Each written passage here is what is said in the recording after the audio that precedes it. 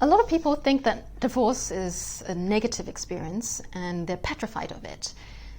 But I personally have a success story that I'm quite proud of to share. So I have this client who first came to me when she was very emotionally vulnerable. Like when we were having the first meeting together, her mind was all over the place.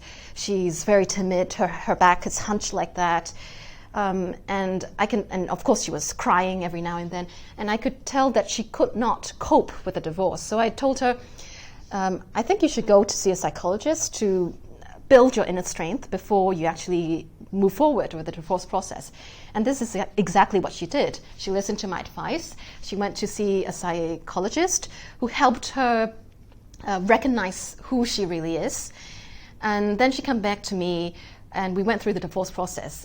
And boy, was I proud of her, because she was confident, completely a different person, very confident, her back held like that. And she was able to, even in the negotiation with her husband, able to tell him off and say that you will not do this to me again and things like that. Whereas before, she was just this, like a broken puppy. Like she was under her husband's pressure all the time. Her husband is this narcissistic personality disorder person, and he was always putting her down.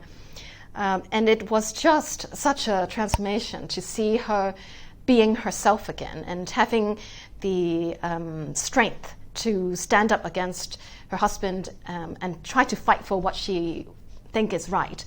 And even when there are chances where she could concede to the husband, she just stood her ground and say, no, this is not something I would budge. And I remember very clearly in mediation, the husband was again demeaning her and saying, are you stupid, blah, blah, blah. And she just looked at her husband straight in the eye and say, you will not say that to me ever again. And like, I was like applauding her secretly inside.